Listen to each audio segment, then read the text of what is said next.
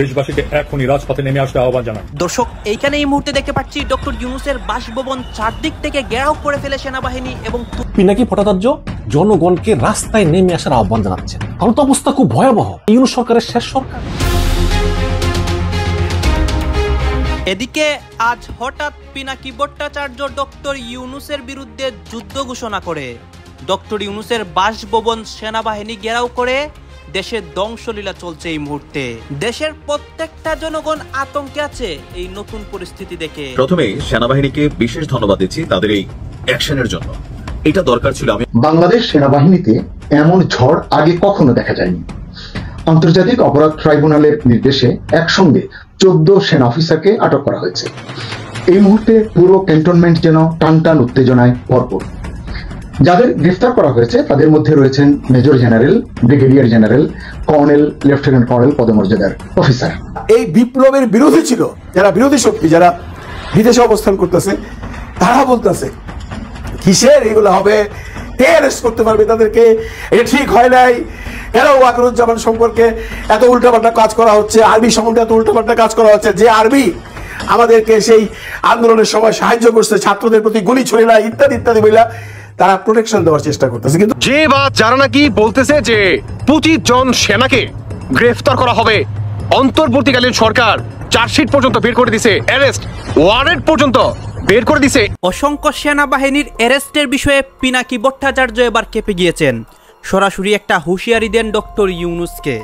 দর্শক শ্রোতা, ইতিমধ্যে আমরা দেখতে পাচ্ছি সেনাবাহিনীর মধ্যে উত্তেজনা, এবং এই উত্তেজনার মধ্যে পড়ে ডক্টর ইউনূসের অনেক কিছু হয় এবং পিনাকি ভট্টাচার্য লাইভে সবাইকে রাজপথে নামার আহ্বান জানিয়েছেন এবং দেশের প্রত্যেকটা জনগণকে তিনি বলতেছেন। আপনারা সম্পূর্ণ ভিডিও দেখবেন পিনাকি ভট্টাচার্যের ঘোষণায় কি হয় এবং তার অ্যাকশনে কি হয়। অন্যদিকে ডক্টর ইউনূসের বাসভবনের চারদিকেও যে একটা তুলপার পরিস্থিতি, এই পরিস্থিতির মুখে পড়ে তার কি হয়, সবকিছু দেখতে পারবেন এই একটি ভিডিওতে। আপনারা সম্পূর্ণ ভিডিওটি ধারাবাহিক ক্লিক কন্টিনিউ করবেন। আসুন আমরা কথা বাড়াবো না, আমরা সরাসরি ভিডিওর মূল আলোচনায় চলে যাব। ভয়ঙ্কর একটা দুঃসংবাদ দিয়েছেন অনলাইন অ্যাক্টিভিস্ট পিনাকি ভট্টাচার্য।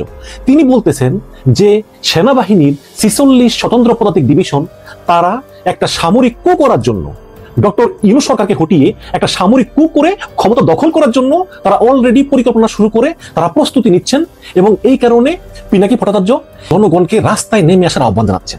এখন প্রশ্ন হচ্ছে যে এই ঘটনা কতটুকু সত্যি। যদি সত্যি হয় কারণ তো অবস্থা খুব ভয়াবহ। তার মানে কি আজ রাতেই হচ্ছে ইউনূস সরকারের শেষ সরকার? আমরা এটার উত্তর খোঁজার চেষ্টা করবো। তার আগে একটু বলি যে আসলে 46 পদাতিক ডিভিশনটা কি। এটা হচ্ছে বাংলাদেশ সেনাবাহিনীর একটি ঐতিহাসিক সেনাদল, এবং এই সেনাদলটি ঢাকা সেনানিবাসে অবস্থিত। এই ব্রিগেডটি ঢাকা ক্যান্টনমেন্টের একমাত্র পদাতিক ব্রিগেড। বর্তমান কমান্ডার হচ্ছে brigadier general M Imran Hamid. তো আমরা শুনি জনপ্রিয় অ্যাক্টিভিস্ট পিনাকি ভট্টাচার্য ঠিক কি বলতেছেন। প্রিয় দেশবাসী, আসসালামু আলাইকুম।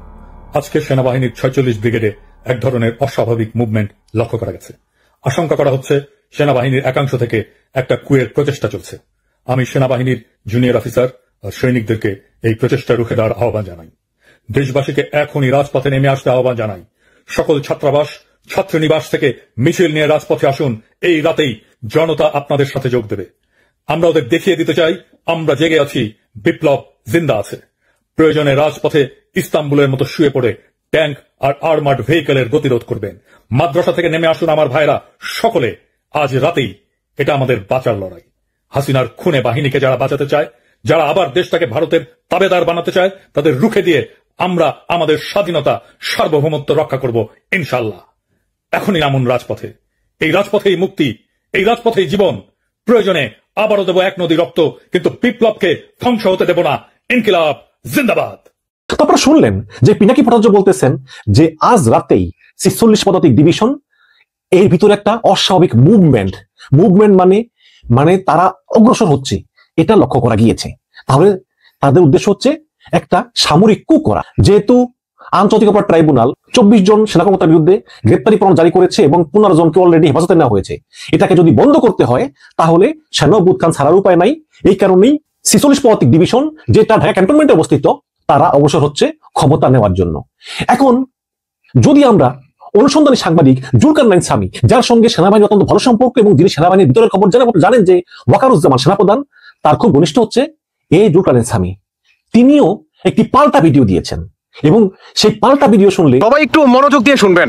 এই জেনারেল উনি কিন্তু স্পষ্ট বাংলা ভাষায় বলছে, উর্দুতে বলে নাই কিংবা ইংলিশে বলে নাই। কেমন যে বা যারা নাকি বলতেছে যে 25 জন সেনাকে গ্রেফতার করা হবে, অন্তর্বর্তীকালীন সরকার চার্জশিট পর্যন্ত বের করে দিছে, অ্যারেস্ট ওয়ারেন্ট পর্যন্ত বের করে দিছে, এই জেনারেল উনি কিন্তু সাংবাদিক সম্মেলনে স্পষ্টভাবে এটা কিন্তু ক্লিয়ার করলেন যে ওনাদের হাতে ইনস্ট্যান্ট নাও এখন পর্যন্ত ওই ধরনের কোনো রিপোর্ট ইনস্ট্যান্ট এখন পর্যন্ত আসে নাই বা ওনারা পাননি। ওনারা যেটা বললেন বা এই অফিসার যেটা বললেন সেটি হচ্ছে আপনার আমাদের বাংলাদেশ সেনাবাহিনীকে বা সেনা শাসনের উদ্দেশ্যে বর্তমান যে বা যারা নাকি প্রভাকাণ্ড চালাচ্ছে তাদেরকে আমরা সতর্ক করে বলতে চাই, আপনারা এখানেই থেমে যান। অনেক মিডিয়া বর্তমান এটাকে প্রকাশ করার চেষ্টা চালাচ্ছে যে 25 জন জেনারেলের বিরুদ্ধে চার্জশিট বের হয়ে গেছে, ক্যান্টনমেন্টে সেনাপ্রধান বা সকল সেনাবাহিনী মিলে তাদেরকে আশ্রয় দিয়েছে। অনেকেই বর্তমান এটাও বলা বলির চেষ্টা চালাচ্ছে যে ওনারা পালিয়ে যাবে বা ওনাদের সেফ এক্সিট নিয়ে নানান দেশে পাঠিয়ে দেওয়া হবে। যারা নাকি এই ধরনের প্রভাকাণ্ডা চালাচ্ছে তাদের উদ্দেশ্যে স্পষ্ট কিন্তু হুঁশিয়ারি কিন্তু দিয়ে দিলেন এই সেনা কর্মকর্তা। তার মানে আমরা কি বুঝলাম, মানে ডক্টর ইউনূসের পক্ষ থেকে কিংবা যে বা যারা নাকি বলা বলি করতেছে নানান ভাবে যে 25 জন সেনার বিরুদ্ধে আপনার চার্জশিট বের হয়েছে, মানে তাদেরকে গ্রেফতার করা হবে অন্তর্বর্তীকালীন সরকার, এটা টোটালি ভুয়া। এটা কিন্তু আমরা এখন মানে লাইসেন্স সহকারে বুঝে গেলাম। এখন আমার আরো একটি প্রশ্ন, সেটি হচ্ছে ভাই আমাদের বাংলাদেশের অন্তর্বর্তীকালীন সরকার আপনারা জানেন মানে ট্রাম্পের সাথে নিউ ইয়র্কে গিয়ে নাকি ছবি তুলেছে ডক্টর ইউনূস, এটাও ভুয়া, মানে ইউনূসের প্রেস সচিব, তাই না? তারপর হচ্ছে জুলাই মাসে কোঠার নামে যে আন্দোলন করছে সেটাও ভুয়া।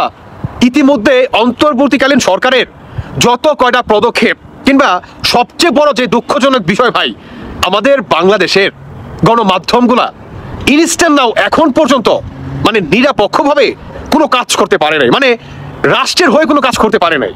নির্ধারিত যেই সরকারি আসুক না কেন, সে শেখ হাসিনা হোক বা খালেদা জিয়া হোক বা এনসিপি হোক কিংবা ইউনূসই হোক না কেন, মানে যেই আসুক তারই পাও চাটে। এটা হচ্ছে সবচেয়ে বড় দুঃখজনক একটা ঘটনা। এটা কেন আজকে আপনার জাতীয় পার্টির উপরে যেই মানে বর্বরতা চালালো, গ্রেনেড হামলা করলো, আমাদের বাংলাদেশের কয়টা মিডিয়া এটা প্রকাশ করছে বলেন তো? কয়টা মিডিয়া এটা প্রকাশ করছে বলতে পারবেন? হাতে গোনা 2 থেকে 3টা কিংবা 3 থেকে 4টা সর্বোচ্চ হাইস্ট, এর বেশি আপনি পাবেন না।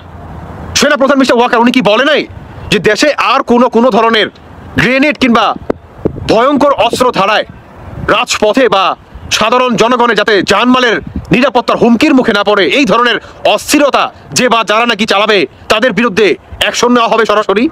তাহলে কোথায় নিল আজকে জাতীয় পার্টির উপরে কেন এই বর্বরতা বলেন কেন? আর উল্টো দিকে সেনাবাহিনীকে নিয়েও একের পর এক এই ধরনের মন্তব্য। তো সেনাবাহিনীকে আপনারা কি করেন বলেন তো? সেনাবাহিনী আপনারা কি করেন? আপনারা করেন কি? মানে আপনাদেরকে নিয়ে একের পর এক এই ধরনের মানে উল্টাপাল্টা গাঁজাখুরি বক্তব্য দিয়ে যাবে, আর আপনারাও মানে পাল্টা কোনো অ্যাকশনে যাবেন না। আপনারা কি করবেন? সাংবাদিক সম্মেলন করবেন আর হুঁশিয়ারি দিয়ে যাবেন। এখন দেখার বিষয় আপনাদের এই হুঁশিয়ারি কতটুকু মানে বা কতটুকু শুনে যে বা যারা নাকি এগুলো ছড়াচ্ছে, কারা ছড়াচ্ছে সেটা আমরা সবাই জানি। আমি প্রথমেই সেনাবাহিনীকে বিশেষ ধন্যবাদ দিচ্ছি তাদের এই অ্যাকশনের জন্য। এটা দরকার ছিল। আমি আমার গতকালকে ভিডিওতে বলেছিলাম যে আইএসপিআর এর উচিত একটা ক্লারিফিকেশন দেওয়া, পাশাপাশি এই বিষয়টা নিয়ে আমাদের সেনাবাহিনীর পক্ষ থেকেও একটা বিবৃতি দরকার। কেননা যখন আপনি নীরব থাকবেন তখন আপনাকে নিয়ে নানান অপপ্রচার, গুজব বা ষড়যন্ত্রকারী যারা তারা কিন্তু ষড়যন্ত্র করার সুযোগ পাবে। একটা আলোচনা উঠেছিল আন্তর্জাতিক অপরাধ ট্রাইব্যুনালের যে একটা রায় আসছিল যে ডিজিএফআই এর সাবেক 5 জন কর্মকর্তা তাদের বিরুদ্ধে আওয়ামী লীগ সরকারের আমলে সরকারের সাথে সংশ্লিষ্ট হয়ে বিভিন্ন ধরনের অপরাধে অভিযুক্ত হওয়ার বিষয়টা এবং সেখান থেকে তাদেরকে গ্রেপ্তারি পরোয়ানার বিষয় ছিল। তো এই 5 জনের বাহিরেও আরো অনেকে ছিল সাসপেক্টেড। আর এ নিয়ে যখন প্রকাশিত হলো বা নিউজ আসলো, তারপর এটা নিয়ে এক ধরনের নানান আলোচনা চললো যে সেনাপ্রধান বেকা করছেন, তিনি তাদেরকে গ্রেপ্তার করতে দিবেন না। নানান গসিপ কিন্তু আমরা শুনতেছিলাম যে অনেকে দেশ থেকে পালাতেও সহযোগিতা করা হচ্ছে। এ নিয়ে কিন্তু একটা ন্যারেটিভ তৈরি হচ্ছিল। তো এর মাঝখানেই আজকে এই বিষয়টা নিয়ে সেনাবাহিনী তাদের মুখ খুলেছে। আশা করি এই বক্তব্য শোনার পরে বাকি যারা আছেন তারা শান্ত হয়ে যাবেন। আন্তর্জাতিক অপরাধ ট্রাইব্যুনালে মানবতা বিরোধী অপরাধের অভিযোগে জারি হওয়া গ্রেপ্তারি পরোয়ানার ভিত্তিতে চাকুরিতে থাকা 16 জন সেনা কর্মকর্তা যাদের বিরুদ্ধে অভিযোগ আছে তাদের মধ্যে 15 জনকে বর্তমানে সেনা হেফাজতে নিয়ে নেওয়া হয়েছে। বাকি একজন কর্মকর্তা পলাতক বলে জানিয়েছে সেনা সদর। তো ওই কর্মকর্তা সম্পর্কে আমরা যতটুকু তথ্য পেয়েছি তিনি ভারত চলে গেছেন। তো এই যে এখন সেনাবাহিনী এবং আমাদের জেনারেল পিপল, এখানে কিন্তু একটা পার্থক্য আছে। সেনাবাহিনীতে যদি কেউ কোনো অন্যায় করে, অপরাধ করে, তার জন্য কিন্তু সেনা আইনে বিচার হয়। নর্মালি আমরা যেমন কোনো অপরাধ করলে পুলিশ, থানা, কোর্ট, বিষয়টা ওরকম না। সেনাবাহিনীর জন্য আলাদা একটা নিজস্ব ল আছে, তারা সে সেনা আইনে তাদের কিন্তু বিচার করেন। কিন্তু এখন যেটা হয়েছে যে তাদের এই বিচারের বিষয়টা নিয়ে পাবলিকলি আমরা যেরকম মানে একটা মামলার আসামি হলে যা যা ঘটে ওইরকম একটা দাবি উঠছে বা প্রশ্ন উঠছে, ওনাদেরকে গ্রেপ্তার করতে দিবে না সেনাবাহিনীর ঊর্ধ্বতন কর্মকর্তারা, তারা একটা কি বলা হয় যে ভিট্রে করবেন, সামহাও এরকম কিন্তু ন্যারেটিভ তৈরি হয়েছিল। তো আজকে ঢাকা সেনানিবাসের অফিসার্স মেসে সেনাবাহিনীর পক্ষ থেকে একটা প্রেস ব্রিফিং করা হয়েছে। সেই প্রেস ব্রিফিং এ আপনার adjutant general major general Mohammad Hakimuzzaman তিনি বলছেন যে আন্তর্জাতিক অপরাধ ট্রাইব্যুনালের মামলায় যে সকল অভিযুক্ত সেনা সদস্যরা আছে তাদের বিষয়ে সেনাবাহিনীর যে আইন আছে সেই আইন অনুযায়ী আপনার পদক্ষেপ নেওয়া হচ্ছে। এখানে কিন্তু এটা অনেকেই নর্মালি আমরা বুঝি না যে সেনা কর্মকর্তাদের বিচার হয় সেনা আইনে, তো সেই অনুযায়ী আপনার মানে তাদের বিচার করা হবে। গ্রেপ্তারি পরোয়ানাভুক্ত 25 জনের মধ্যে 9 জন হচ্ছেন অবসরপ্রাপ্ত, 1 জন এলপিআর এবং বাকি 15 জন চাকরিতে কর্মরত ছিল। সেনাবাহিনী এখনো আনুষ্ঠানিকভাবে তাদেরকে গ্রেপ্তারের পরোয়ানা না পেলেও সংবিধান স্বীকৃত সব আইনের প্রতি শ্রদ্ধাশীল আছে সেনা সদর। তো এখানে যেটা বলা হচ্ছে, মানে উনি সংক্ষেপে যেটা বলছেন যে আমার কাছে মনে হয় যে গত মাসের 5 থেকে 11 অক্টোবর পর্যন্ত সেনাবাহিনীর প্রমোশন বোর্ডের কার্যক্রম চলাকালে মেজর জেনারেল থেকে ঊর্ধ্বতন কর্মকর্তারা তারা একত্রিত ছিলেন। এই বোর্ড শেষে অনুষ্ঠিত হয় জেনারেল কনফারেন্স এবং ফরমেশন কমান্ডার কনফারেন্স, যেখানে মোবাইল ফোন ব্যবহার নিষিদ্ধ ছিল। 8 অক্টোবর দুপুরে বোর্ড শেষে বের হওয়ার পর জানা যায় যে মামলায় যাদের চার্জশিট দাখিল হয়েছে ওই দিনই 15 জনের বিরুদ্ধে গ্রেপ্তারি পরোয়ানা ইস্যু করা হয়েছে। ট্রাইব্যুনালের নির্দেশ অনুযায়ী 22 অক্টোবরের মধ্যে গ্রেপ্তার কার্যক্রম সম্পন্ন করার নির্দেশ দেওয়া হয়েছে। তো সেনাবাহিনী যাদের বিরুদ্ধে অভিযোগ আছে তাদের যারা চাকরিরত আছেন তাদের প্রত্যেককেই একজন ছাড়া সেনা হেফাজতে নিয়ে নেওয়া হয়েছে। এখন তাদের বিচারটা কি হবে না হবে সেটা সেনা আইনে নির্ধারিত হবে। উপদেষ্টারা কিভাবে পালাবেন, কোথায় পালাবেন, তারা কার সঙ্গে লিয়াজও রাখছেন? উপদেষ্টারা পালানোর পর নাহিদ, সার্জিস, হাসনাদের কি হবে? উপদেষ্টারা নিজেদের সেফ এক্সিটের চিন্তা করছেন, অর্থাৎ যাদের হাতে ছিল অভ্যুত্থানের পরের দায় তারা এখন দায় মুক্তির পথ খুঁজছেন। কেন এমন হচ্ছে? বিশ্লেষকরা বলছেন এর 3টি বড় কারণ আছে। প্রথম কারণ রাজনৈতিক অনিশ্চয়তা আর ফেব্রুয়ারির নির্বাচন। ডক্টর ইউনূস বলেছেন ফেব্রুয়ারিতে নির্বাচন হবে, কিন্তু প্রশ্ন হলো সেই নির্বাচন আদৌ কি সম্ভব হবে? নিবন্ধনহীন রাজনৈতিক দল, অস্থির পরিস্থিতি আর আন্তর্জাতিক পর্যবেক্ষকদের অনিশ্চয়তা সব মিলিয়ে আশঙ্কা আরও বাড়ছে। এই পরিস্থিতিতে নির্বাচন হলে সরকারের সাংবিধানিক বৈধতা নিয়ে বড় প্রশ্ন উঠবে। আর ঠিক সেই জায়গাতেই উপদেষ্টাদের ভয়। যদি নির্বাচন পরবর্তী সরকার গঠন নিয়ে আন্তর্জাতিক চাপ আসে তাহলে তাদের অবস্থান কোথায় থাকবে? তারা কি তখন বেআইনি সরকারের সহযোগী হিসেবে বিবেচিত হবেন না? দ্বিতীয় কারণ বিএনপি, জামাত ও আওয়ামী লীগের সঙ্গে গোপন লিয়াজো। নাহিদ, সার্জিসের অভিযোগ এখানে সবচেয়ে তীব্র। তাদের দাবি ইউনূস সরকারের ভেতরকার অনেকেই বিভিন্ন দলের সঙ্গে যোগাযোগ রাখছেন, কেউ বিএনপির সঙ্গে, কেউ জামাতের সঙ্গে, আবার কেউ আওয়ামী লীগের সঙ্গে। বিশেষ করে যখন জানা গেল লন্ডনে তারেক রহমানের সঙ্গে ডক্টর ইউনূসের বৈঠক হয়েছে তখন থেকে সন্দেহ আরও ঘনীভূত হয়। আর সম্প্রতি ঢাকার কূটনীতিকদের সঙ্গে সাবের হোসেন চৌধুরীর বৈঠকের খবর ফাঁস হওয়ার পর এই প্রশ্ন আরও বড় হয়ে উঠেছে। এই সরকার কি ধীরে ধীরে রাজনৈতিক আপোষের পথে হাঁটছে? আর তৃতীয় কারণ আন্তর্জাতিক চাপে সেফ এক্সিটের ভয়। অন্তর্বর্তী সরকারের মূল ভরসা ছিল আন্তর্জাতিক সমর্থন, কিন্তু গত কয়েক সপ্তাহ সেই সমর্থনে ফাটল ধরেছে। ওয়াশিংটন, লন্ডন, বাসেল সব জায়গায় ডক্টর ইউনূস সরকারের কর্মকাণ্ড নিয়ে প্রশ্ন উঠছে, বিশেষ করে মানবাধিকার ইস্যুতে এবং নির্বাচনের সময়সূচি নিয়ে। এখন যদি সেই সমর্থন কমে যায় তাহলে সরকারের ভেতরে অনেকেই নিরাপদ আশ্রয় খুঁজবেন, যেমনটা করেছিল 2007 সালে তত্ত্বাবধায়ক সরকার। এটাই হচ্ছে সেফ এক্সিট সিমটম, যেখানে একজন উপদেষ্টা ভাবছেন আমার নাম ইতিহাসে কোথায় লেখা থাকবে, আরেকজন ভাবছেন আমি কাকে ভরসা করব, ইউনূসকে নাকি ওয়াশিংটনকে। নাহিদ ইসলামের সাম্প্রতিক বক্তব্য ছিল একেবারে সরাসরি, যাদের উপরে আমরা আস্থা রেখেছিলাম তাদের দ্বারা গণ অভ্যুত্থানের নেতৃত্ব প্রতারিত হয়েছে। এই বক্তব্যের রাজনৈতিক অর্থ গভীর। এটি শুধু উপদেষ্টাদের বিরুদ্ধে নয়, বরং ডক্টর ইউনূসের নেতৃত্বের দিকেও এক ধরনের চ্যালেঞ্জ। সার্জিস আলম তো আরও স্পষ্ট করে বলেছেন কোথাও সেফ এক্সিট নেবে। পৃথিবীতে সেফ এক্সিট নেওয়ার একটি জায়গা, সেটা হচ্ছে মৃত্যু। এই ভাষা এতটাই তীব্র এবং ইঙ্গিত দিচ্ছে যে সরকারের ভেতরে সরকারের বিভাজন এখন প্রকাশ্যে রূপ নিচ্ছে। নাহিদ ও সার্জিসের বক্তব্যের পর সরকারের পক্ষ থেকে কেউ মুখ খুলছেন না। সচিবালয়ে সাংবাদিকরা প্রশ্ন করেছিলেন পরিবেশ উপদেষ্টা সৈয়দা রিজওয়ানা হাসানকে। তিনি উত্তর দেন, নাহিদ ইসলামের বক্তব্যটা যদি স্পেসিফিক হতো তাহলে সরকারের পক্ষ থেকে কিছু বলা যেত, তবে আমি কোথাও যাচ্ছি না। দর্শক, আপনারা তো দেখলেন এখানে কি কথা হচ্ছে। অনেকে কিন্তু অনেক কথা বলতেছে, অনেকে আলোচনা করতেছে, অনেকে সমালোচনা করতেছে দেশের বিভিন্ন অবস্থা এবং পরিস্থিতি নিয়ে। বিশেষ করে এখানে দেশের রাজনৈতিক প্রেক্ষাপট নিয়ে কথা হয়, আরও অনেক বিষয় নিয়ে কথা হয়। গাইজ, এই বিষয়গুলো নিয়ে এখানে যে আপনাদেরকে বক্তব্যগুলো দেখেছি, এগুলো নিয়ে আপনাদের মন্তব্য কি?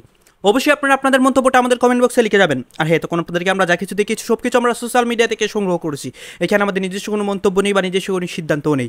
সর্বশেষ আপনাদের কাছে আমাদের রিকোয়েস্ট থাকবে, আপনারা আমাদের চ্যানেলের নতুন দর্শক হয়ে থাকলে চ্যানেলটি সাবস্ক্রাইব করবেন এবং পাশে থাকা বেল বাটনটি বাজাবেন, যাতে করে নেক্সট ভিডিওটা সবার আগে আপনাদের কাছে পৌঁছে যায়। ধন্যবাদ।